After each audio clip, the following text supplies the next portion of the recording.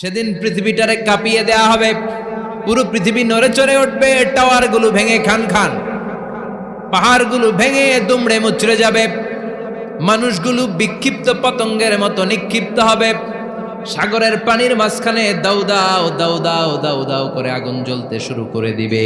আল্লাহু আকবার।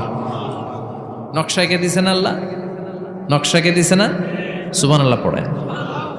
আবার আল্লাহ বললেন ফাইদা বারিকাল বাসারু ওয়া খাসাফাল কামারু ওয়া জুমিআশ শামসু ওয়াল কামারু ইয়াকুলুল ইনসানু আইনাল মাফার। সেদিন মানুষের চোখ হবে ছানা বড়া, চন্দ্র সূর্যে কোনো আলো থাকবে না, মানুষগুলো দিক বিদিক পাগলের মতো দৌড়াবে, সবার মুখে এক কথা, পালাবো কই?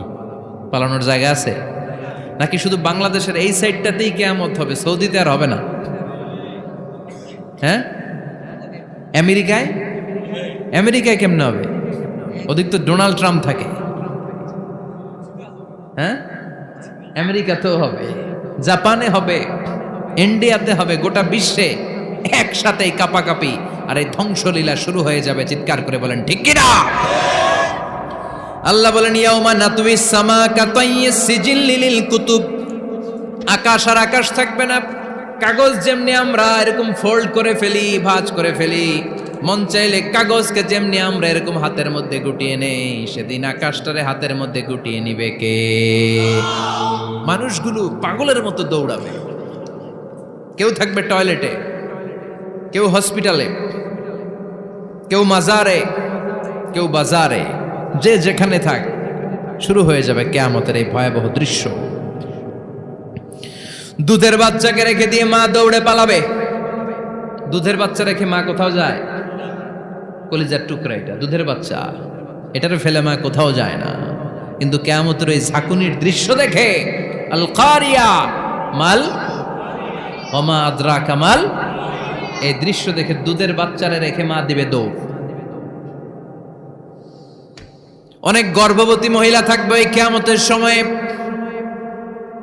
যাদের পেটের ভেতরে 2 মাসের বাচ্চা, 3 মাসের বাচ্চা, অপরিপক্ক অপরিণত, বাচ্চাটা এখনো বড় হয় নাই, কোনো বাচ্চার হাত পা এখনো হয় নাই। কিয়ামতের এই ভয়ঙ্কর দৃশ্যটা দেখে জায়গার মধ্যে 3 মাসের অপরিণত বাচ্চাটা ডেলিভারি হয়ে যাবে। আল কারিয়া মাল কারিয়া ওমা আদরাকা মাল। পৃথিবীর যখন এরকম দৃশ্য, আল্লাহ তাআলা ইসরাফিলকে বলবেন, ইসরাফিল তোর তো 3টা ফুৎকার দেওয়ার দায়িত্ব ছিল, দিয়েছে কয়টা?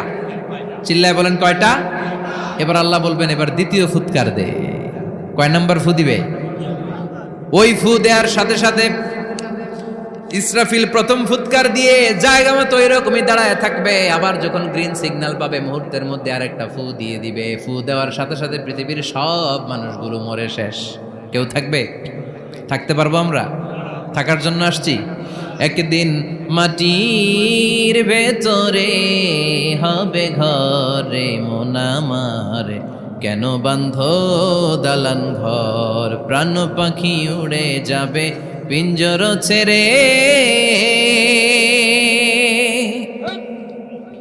ধরা ধামে সবই রবে তুমি যাবে চলে, বন্ধু বান্ধব যত মাতা পিতা দ্বারা সুত, সবই হবে তোমার পরে মন